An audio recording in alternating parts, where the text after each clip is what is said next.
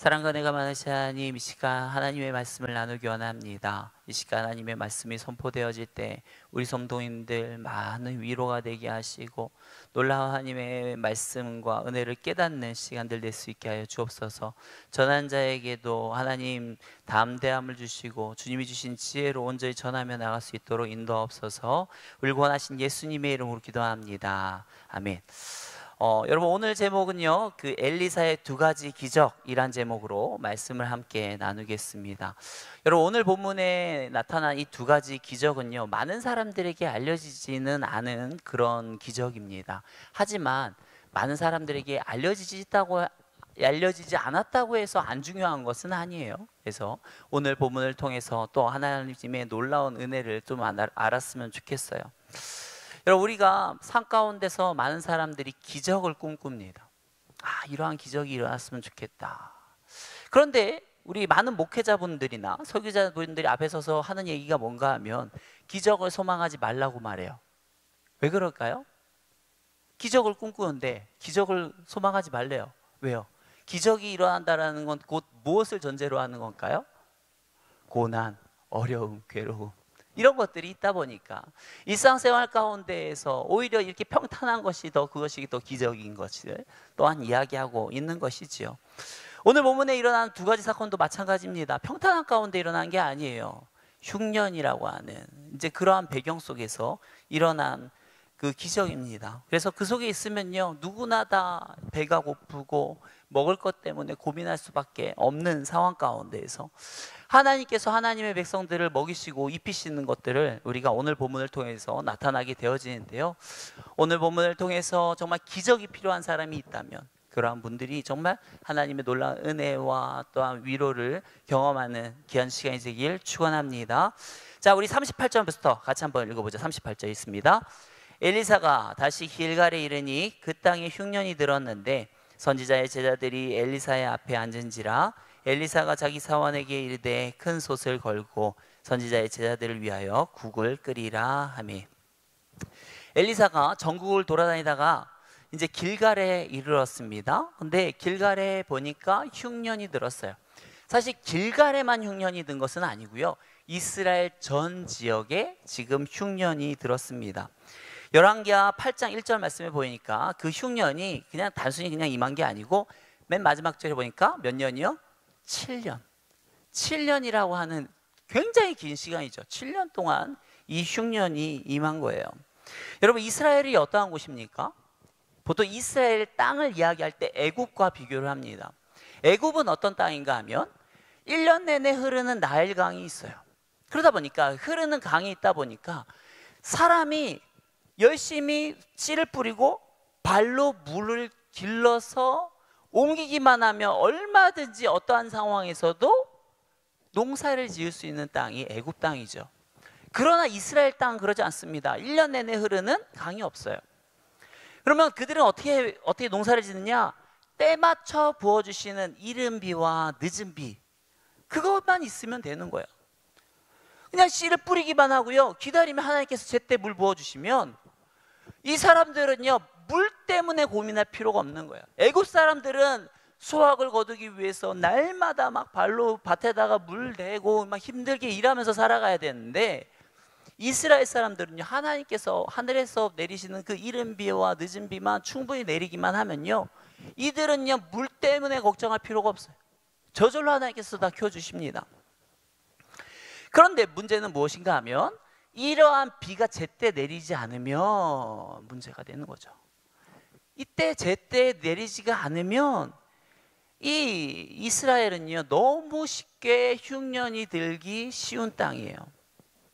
여러분, 이스라엘에게 비는 곳 하나님의 은혜를 상징합니다. 그런데 왜 하나님께서 이스라엘에게 은혜를, 어떤 이 비를 주시지 않았던 것일까요? 하나님께서 어떤 변덕스러워서, 어떤 깜빡해서 어떤 이 비를 내려주시지 않았겠습니까? 이것은 하나님께 문제가 있지 않고요, 바로 이스라엘에게 문제가 있어요. 그러니까 이스라엘이 어떤 죄를 지었다가 보니까 하나님께서 그런 죄를 지은 이스라엘을 심판하기 위해서 흉년으로 이들을 치시고 이들로 하여금 자신들의 죄를 깨닫고 돌아오게 하는 역할을 하는 것입니다. 아무튼 이스라엘이 죄를 지음으로써 이스라엘의 흉년이 지금 계속 지속되고 있는 상황입니다. 그러다 보니까 사람들이 얼마나 먹을 거에 굉장히 갈급하겠어요. 그러다 보니까 사람들이요, 이제 맨날 이제 이 먹는 것만 생각하면서 막 주변으로 산으로 들로 먹을 것을 찾으러 다니는 겁니다. 여러분, 똥구멍이 찢어지기 가난하다. 똥구멍이 얘기를 해서 그렇지만, 여러분, 똥구멍이 찢어지기 가난하다는 말의 유래를 아십니까? 예전에 이제 보릿고개가 있었죠. 그러면 그때 보면 먹을 것이 없으니까 산에 가서 칡뿌리나 풀뿌리를 캐서 이제 막 먹죠. 그리고 또 뭐 심지어는 어떤 나무의 껍질을 이제 떼어다가 이제 먹는데, 특히나 어떤 이 소나무 껍질을 이제 먹는데, 소나무 껍질만 먹는 게 아니고요, 심지어는 우리 아프리카에서도 먹죠. 진흙을 우리나라에서도 먹었다고 그러더라고요. 진흙 쿠키 만들어 먹듯이. 아무튼 이 뭐 소나무 껍질이든 진흙이든 이런 것들을 먹을 때는 좋죠. 먹고 나면은 뭔가 그래도 들어왔으니까 든든하고 뭐 배도 차고 하는데, 문제는 사람이 진흙을 소화시킬 수 있어요, 없어요? 이거를 소나무 껍질이나 이런 진흙을 소화시킬 수가 없단 말이에요. 결국에는 그러면 이게 뭐 어떻게 되냐는가 하면 이게 변비가 되는 거예요. 아주 단단하게 이게 굳어지게 됩니다. 그러다 보니까 어떻게 될까요? 이제 큰 볼일을 볼 때 난리가 나는 거죠. 정말 똥구멍이 찢어지는 그런 아픔을 겪을 수밖에 없었기 때문에 그 똥구멍이 찢어지게 가난하다라는 말이 거기서 나오게 된 것입니다. 아무튼 이스라엘 사람들은요, 흉년으로 인해서 먹을 것이 없다 보니까 정말 산으로 들로 온갖 데 다 다니면서 먹을 것을 찾아서 먹는 것이라 먹는 것 다 주워 먹는 그런 시절입니다. 그런 상황에 엘리사가 선지 생도들이 있는 길갈에 방문했습니다. 엘리사가 정말 왔다는 소식을 제자들이 들었을 때 그들의 반응은 무엇이었겠어요?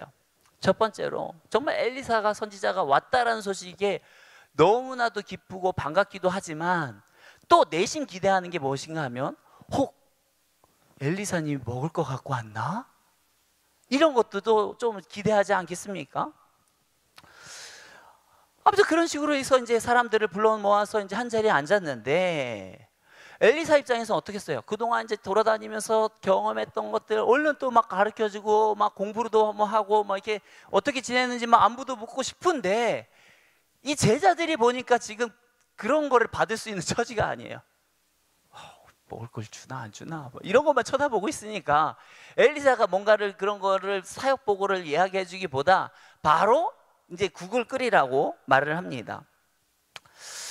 그런데 보면 이 엘리사가 큰 솥에다가 물을 받고 국을 끓이라고 하는데 어떤 문제가 있나요? 엘리사가 지금 국을 끓이라고 했는데 어떤 문제가 있습니까? 재료가 없어요. 맞아요. 재료가 없어요.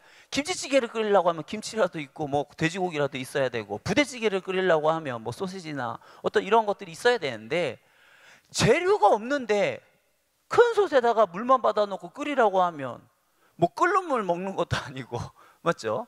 예, 이거 아무런 이제 대책이 안 서는 거 아닙니까? 그러다 보니까 이제 선지 생도들이 나가서 이제 막 이제 재료를 찾기 시작을 합니다. 그래서 39절에 보면 한 사람이요, 엘리사의 말에 순종해서 채소를 캐러 들러 나가는데, 그런데 지금 어떤 상황이라고 했어요? 흉년했다라고요. 웬만한 상황에서 지금 평소에 이스라엘 사람들이 다 이제 먹을 것이 될 만한 것들은 다 캐서 먹은 그런 시점입니다. 그런데 볼게요. 39절 중반입니다. 한 제자가 들에 나가 들포도 덩굴을 만나 그것에서 들호박을 따서 옷자락에 채워가지고 돌아와 썰어 국 끓이는 솥에 넣되 그들은 무엇인지 알지 못한지라. 여러분, 사람들이 지금 먹을 수 있는 것들은 집 주변에 있는 것들, 마을 주변에 있는 것들은 다 먹은 상황입니다.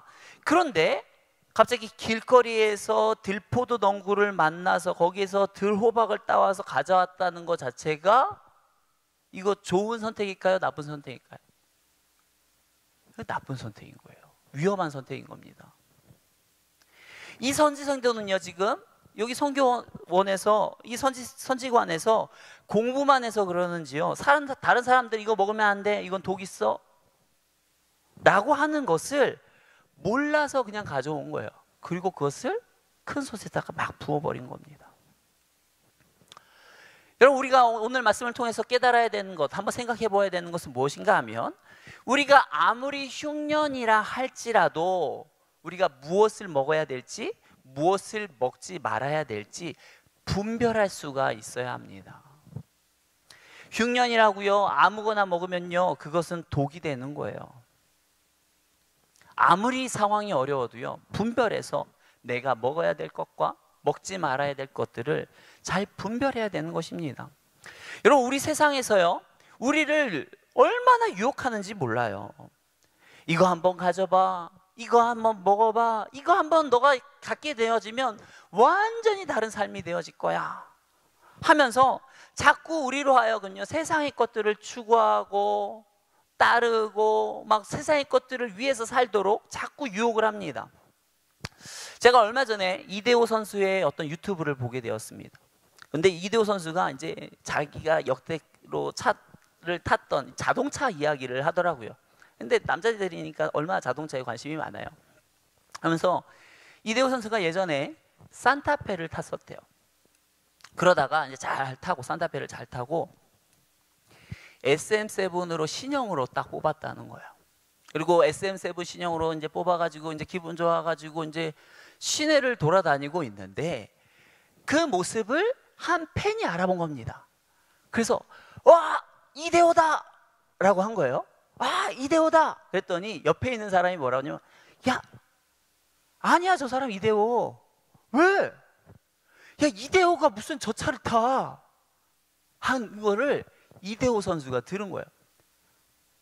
우리가 볼 때는 SM7 괜찮은 차인데요, 그 사람이 생각할 때는 맨날 TV에 나와서 막 살치고 하는 뭐 그러는 이대호 선수가 타기에는 뭔가 부족하다고 느꼈나 봐요.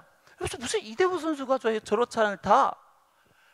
바로 그 소리 듣고요, 기분이 나빠가지고요, 자신의 있는 돈 없는 돈 다 털어가지고 외제차로 바꿨다는 거예요. SM7 바로 팔아버리고 외제차로 바꿔버렸다는 겁니다.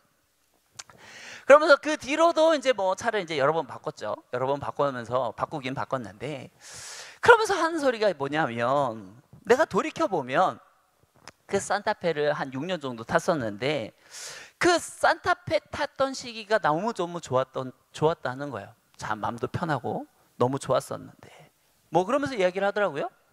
근데 이 이야기가 마치 꼭 그럴 것 같지 않아요? 솔로몬 이야기처럼 모든 것을 다 경험해보고 헛되고 헛되도다라고 말하는 것처럼 그렇게 느껴지기도 하지만요, 여러분, 우리가 남에게 보여지는 모습 때문에 자신의 경제 사정과는 상관없이 어떤 외제차로 바꾸어 가지고 그 돈 납입하느라 돈의 노예로 살아간다, 돈만 하면 벌벌벌벌 떨어가면서 막 그렇게 살아간다, 그것은요, 그러한 선택은 우리의 삶 가운데 독이 되는 선택이죠. 독이 되는 선택이에요. 우리가 이 땅에 살면서요, 무엇을 먹어야 될지, 무엇을 해야 되고 무엇을 하지 말아야 될지를 우리가 잘 분별하면서 살아가는 것이 정말 중요합니다. 아담과 하와 이야기를 살펴보아도요, 사단이요, 하와에게 유혹하죠. 이 선악과를 먹으면 너도 하나님처럼 될 거야. 이 이야기를 들으니까 어떻습니까? 평소에는 아무리 선악과를 보아도 아무런 생각이 안 들었어요. 그런데 갑자기 그 이야기를 듣고 선악과를 보니까 이것듯이 먹음직도 하고 보암직도 하고, 저거를 먹으면 정말 지혜롭게 되어서 하나님처럼 될 것 같은, 그렇게 탐스럽게 보이는 거죠. 안 먹으면 안 될 것 같은, 미칠 것 같은 그런 상황이 벌어지는 것이죠. 그러다 보니까 결국 따먹지 않습니까? 마귀는요, 우리가 어려우면 어려울수록, 고난에 있으면 고난에 있을수록 우리를 넘어뜨리려고 합니다. 먹으면 안 되는 것을 먹음으로써 우리를 독에 중독이 되려고 사단은 우리를 찾아와요. 사랑하는 성도 여러분, 아무리 우리가 인생의 흉년을 만났다 할지라도, 어려운 시기라 할지라도요, 함부로 아무거나 먹어서는 안 됩니다. 먹어야 될 것과 먹지 말아야 될 것들을 하나님의 말씀 안에서, 주님의 은혜 안에서 잘 분별해야 될 줄 믿습니다. 이 땅을 살아가면서 사단이 우리에게 어떠한 유혹을 한다 할지라도 넘어가지 마시고 잘 분별하여 승리하며 나아가는 저와 여러분들이 삶이 되기를 축원합니다. 계속해서 말씀을 살펴보면요, 여러분, 사람이 애초에 아무것도 기대하지 않았으면 모르겠는데, 오늘은 좀 뭔가 배부르게 먹을 수 있겠구나. 엘리사 스승님도 왔고, 나도 오늘은만큼은 좀 제대로 된 한 끼를 먹어볼 수 있겠구나 라고 잔뜩 기대를 했는데, 그런데 갑자기 음식에 독이 있어서 못 먹게 되어지자 여러분, 선지성도들이 얼마나 실망했겠습니까? 게다가 그 중에는요, 제대로 된 식물을 넣은 사람도 있었을 거예요. 또 특별히 엘리사님도 오셨으니까 내가 뭐 꽂혀놨던 이건 꼭 우리끼리만 먹으려고 그랬는데, 에이 드리자, 엘리사 선지자님도 왔는데 하면서 뭔가 이런 것들도 다 갖고 와서 정말 부족하게 먹기 위해서 온갖 것들이 또 다 들어갔을 거예요. 그런데 이 한 사람의 실수로 인해서 그것들마저도 다 못 먹고 다 버리게 되어버렸으니까, 여러분, 이 상황이 얼마나 그 실수를 한 사람이 원망스럽고 그러겠어요. 또한 이 실수한 사람조차도 어떻겠어요? 내가 괜히 알지도 못하면서 이 엘리사 선지자님 말한 대로 그냥 바로 움직여서 막 내가 이런 실수한 것에 대해서 스스로를 얼마나 자책하면서 힘들어했겠습니까? 그런데 오늘 본문이 저에게 참으로 위로가 되었던 것은 무엇인지 아십니까? 그것은 무엇인가 하면, 하나님께서는 우리의 실수조차도 합력하여 선으로 이루신다는 거예요. 우리가 실수를 했는데 그것조차도 합력하여 선을 이루신다는 겁니다. 우리가 말씀을 한번 보겠습니다. 우리 41절 말씀에 우리 한번 같이 읽어보죠.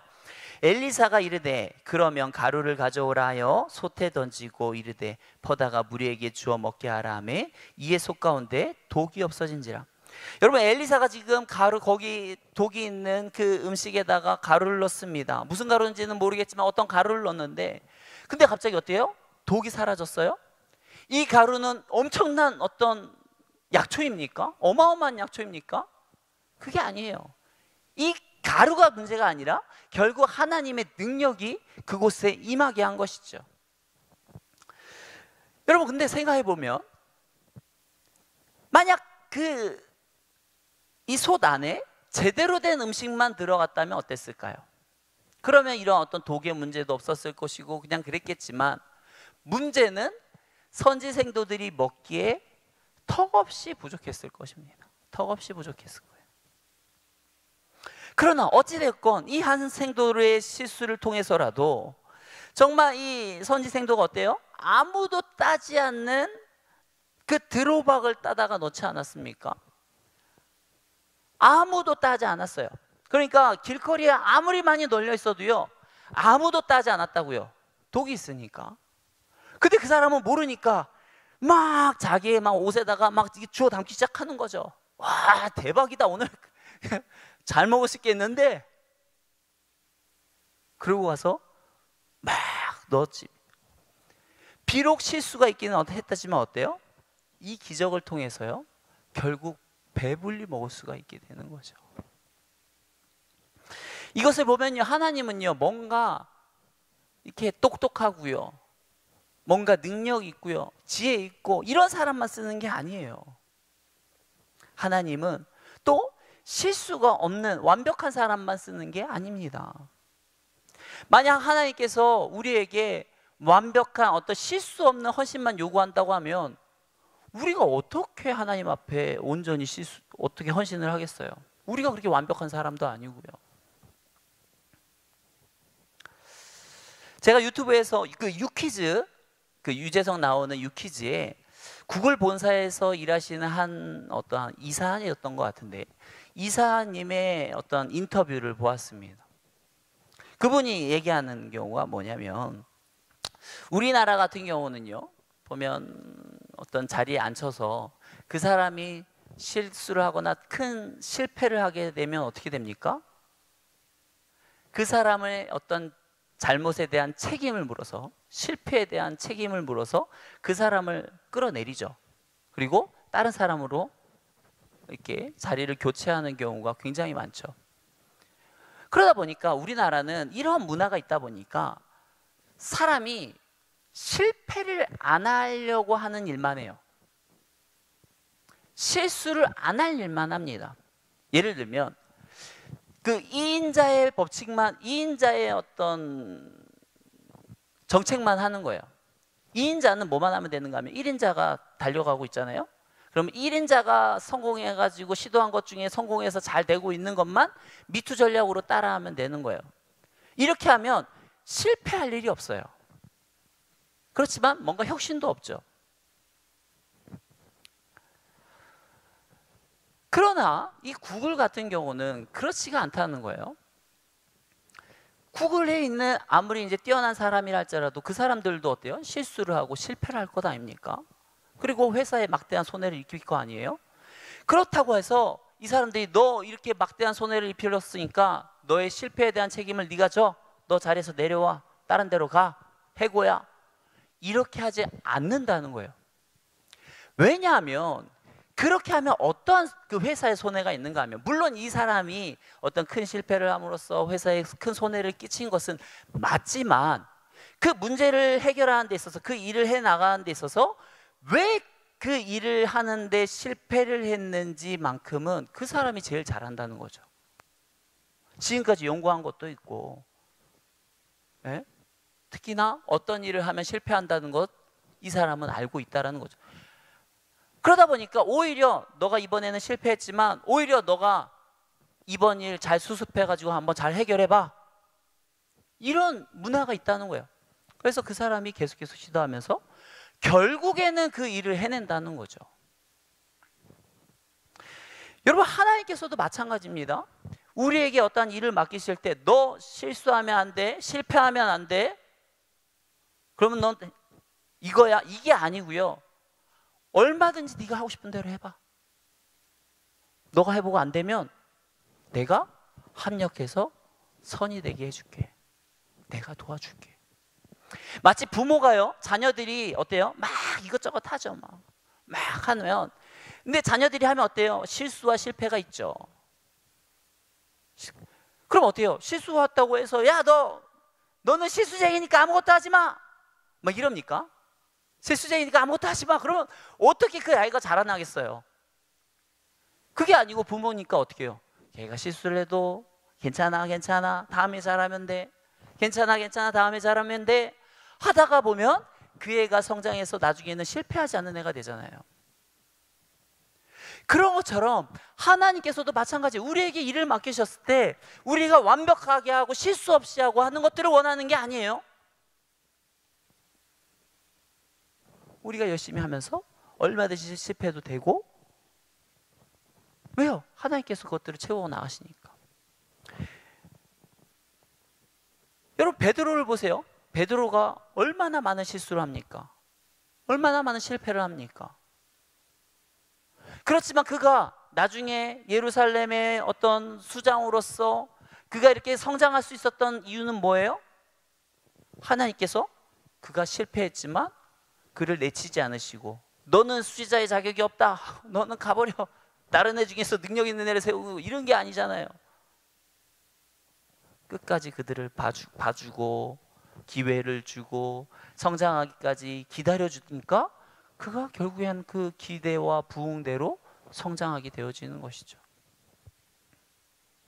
결국 예수님에게서 수많은 위대한 인물들이 나오는 것도 마찬가지죠. 12명의 제자들이, 11명, 그 가룟 유다를 빼고 11명, 그 또 한 명의 그 제자까지 다 모두가 주를 위해서 열심히 막 순교하며 죽으면서까지 막 능력 있게 막 하나님께 쓰임 받을 수 있었던 이유가 뭐예요?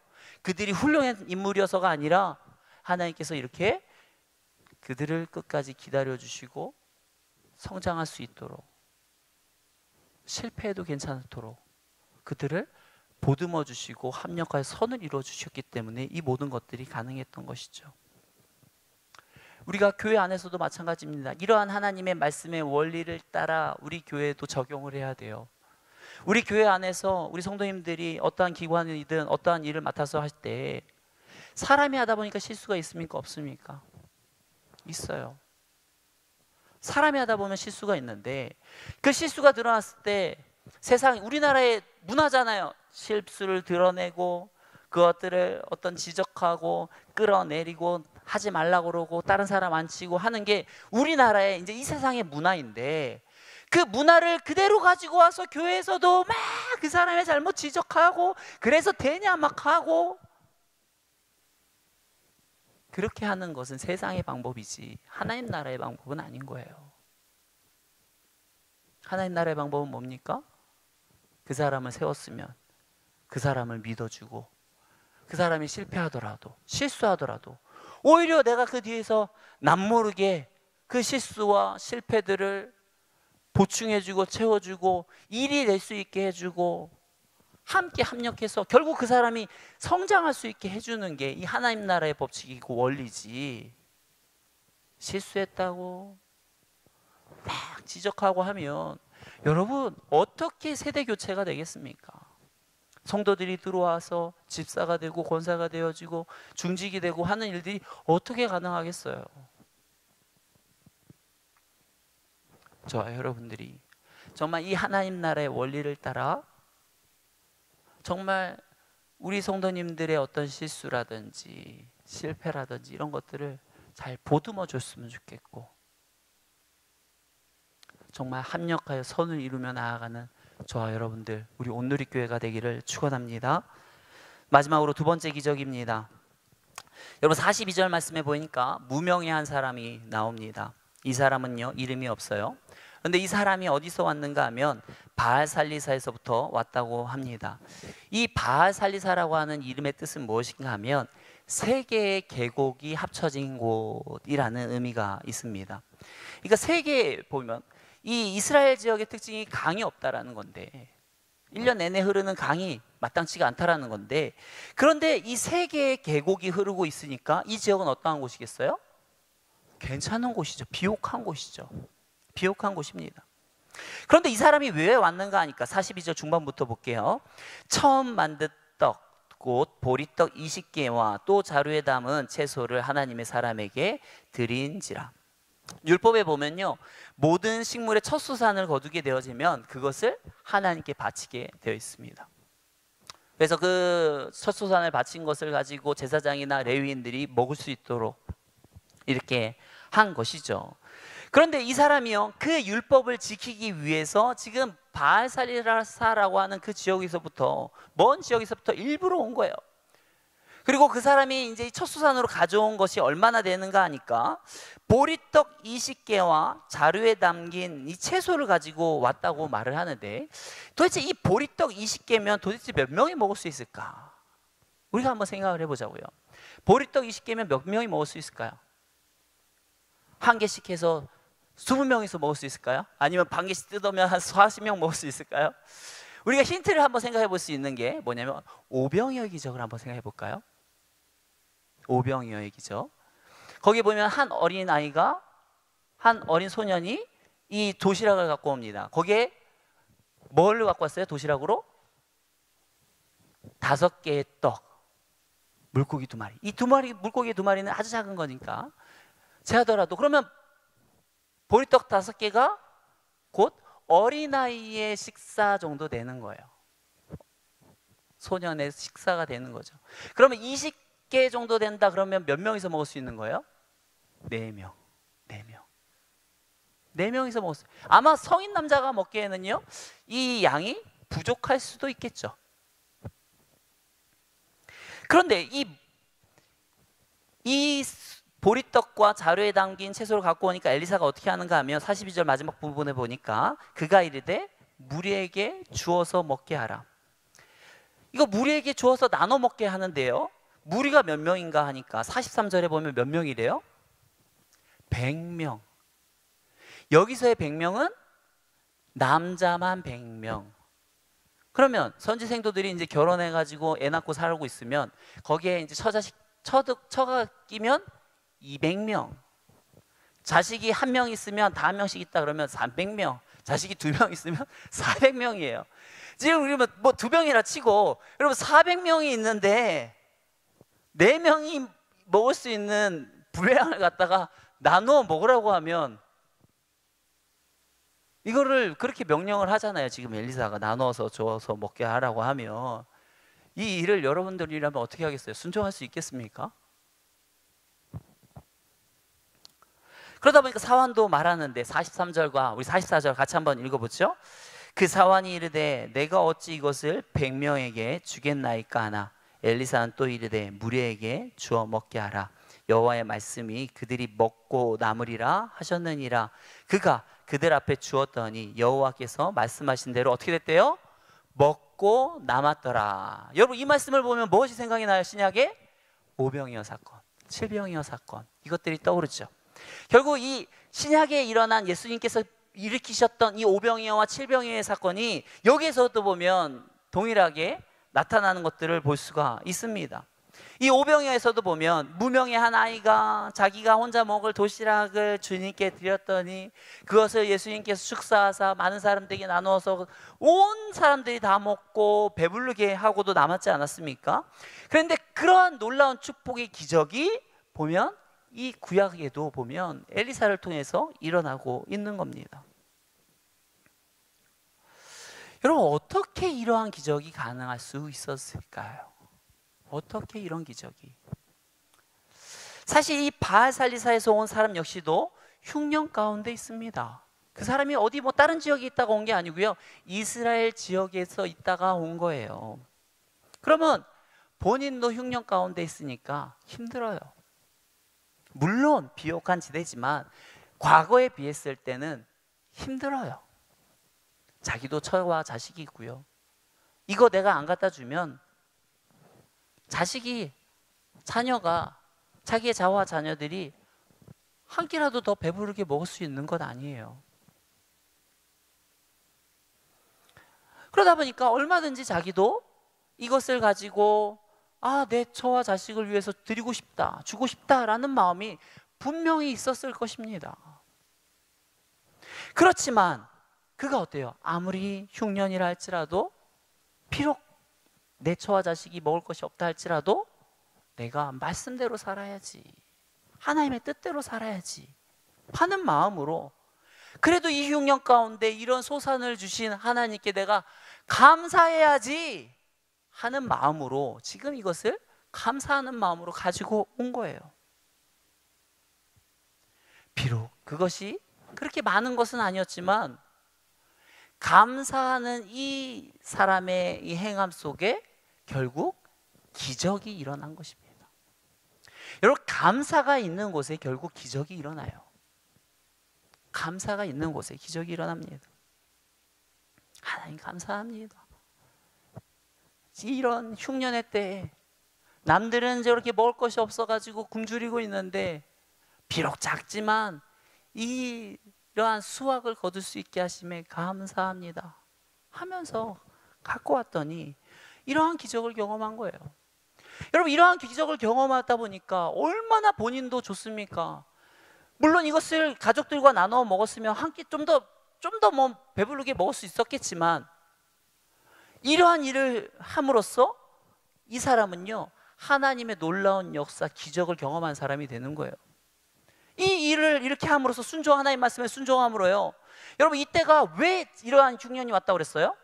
이스라엘이 죄를 지음으로, 하나님 말씀에 불순종함으로 이렇게 죄를 짓는 건데, 이 세상이 지금 다들 죄 가운데 있다 보니까 하나님께서 그들을 심판하시고 있는 건데, 그냥 가만히 내버려두면 이 사람의 자녀 역시도 똑같이 그 세상을 따라서 죄를 지면서 하나님한테 불순종하면 하나님한테 심판을 받을 수밖에 없는데, 근데 이 사람이 이렇게 감사하면서 이런 기적을 경험하니까 집에 가서 얘기할 거 아니에요. 얘들아 글쎄 있잖아, 내가 가지고 간 거 있잖아, 보리떡 20개와 그것을 가지고 하나님께서 정말 놀라운 기적을 일으키셨다. 400명이 넘은 사람들이 먹게 됐어. 야, 하나님은 진짜 살아있다. 우리가 이 하나님의 뜻대로 살아가야 되는 거야 하면서 그들의 자녀들이 살아나는 역사가 일어나지 않았겠습니까? 여러분 이처럼 감사가 있는 곳에 기적이 따르는 거예요. 아마 여러분들 중에는 이러한 기적들을 보고 이러한 이야기를 할지 모릅니다. 목사님, 네, 알겠는데요. 그런데 그저 한 끼 잘 먹은 거 아닙니까? 흉년이 7년인데 한 끼 잘 먹은 거 아니에요? 가마솥에 독이 해독된 이야기나 뒤에 나타난 오병이와 같은 기적이라 할지라도 기껏해야 7년 가운데 2끼 잘 먹은 거예요. 2끼. 그러면 사실 그 기나긴 7년의 흉년을 어떻게 견딜 수 있겠습니까? 여러분, 이러한 생각이 들 수 있겠죠? 그러지 않습니까? 맞습니다.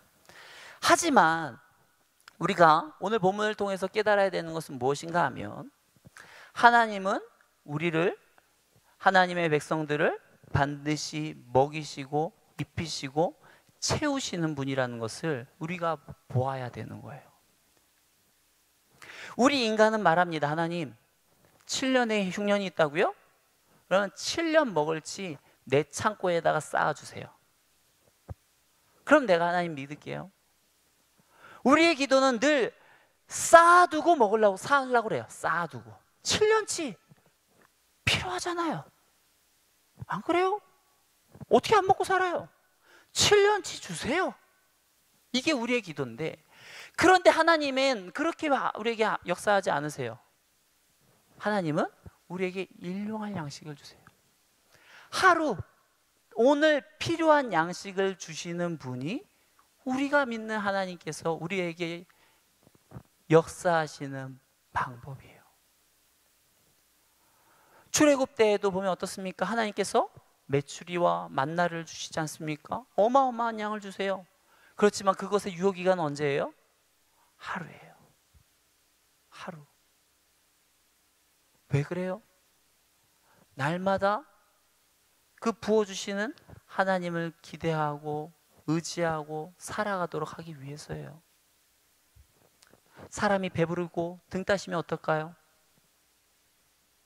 하나님 뜻대로 못 살아요. 교만해져요. 하나님 모른다고 할 수 있어요. 그러니까 하나님께서는 그러한 우리의 연약한 속성을 너무나도 잘 아시고요. 오히려 우리가 왜 하나님 매번 이거밖에 안 줘요? 왜 죽지 않을 만큼만 주시는 거예요? 우리도 남들처럼 좀 풍족히 줘봐요. 7년치 줘보세요. 할지 모르지만 우리가 배부르고 등 따시면 하나님 모른다 할까봐 하나님은 날마다 우리에게 다 필요한 만큼의 양식을 주는 방법을 택하신 겁니다. 여러분, 우리가 오늘 본문 가운데 7년 가운데 2끼 먹은 걸로밖에 우리의 성경에는 나와 있지 않지만, 이 사람들이 2끼만 먹었다고 해서, 이런 기적을 통해 2끼만 먹었다고 해서 이 사람들이 다 죽었을까요? 2끼 먹고 죽었더라. 그럴까요? 성경에 나와 있지 않았지만 결국 하나님께서 이들을 먹이시고 입히시고 돌보셔서 결국엔 사용하셨어요. 그것이 비록 우리가 생각한 것보다 양은 적을 수 있고 많이 궁핍했을 수도 있고 하지만, 그러나 결국에는 하나님께서 이들을 먹이시고 입히시고 돌보셨다고요. 우리는 이러한 하나님을 만나야 됩니다. 이러한 하나님의 원리를 따라 우리는 이 땅에서 살아가야 되는 거예요.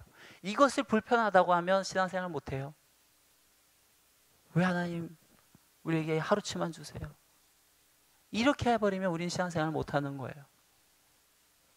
저와 여러분들이 이러한 하나님의 원리와 어떤 일하심을 우리가 깨달으시고 날마다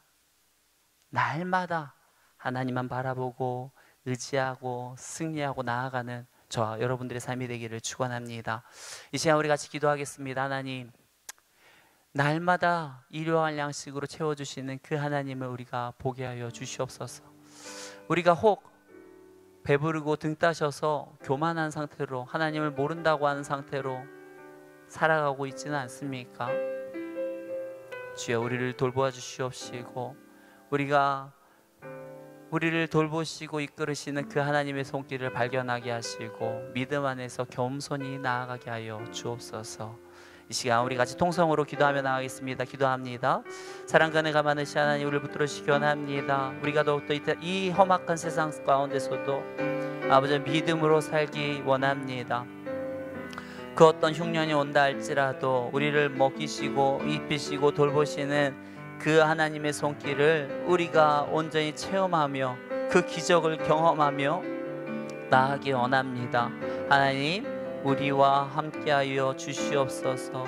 주여, 정말 우리의 연약한 실수조차도 합력하여 선을 이루시는 놀라운 하나님, 하나님을 찬양합니다. 우리에게 실수하고 연약해서 넘어져도 계속해서 기회를 주시고 하나님의 뜻대로 살아갈 수 있도록 아버지 하나님, 새로운 소망을 주신 하나님 감사합니다. 우리가 이 땅 가운데서 끝까지 포기하지 않고 믿음으로 온전히 승리하게 하시고 결국에는 성장하게 하시고 믿음의 대가들이 될 수 있도록 인도하여 주옵소서. 우리를 구원하신 예수님의 이름으로 기도합니다.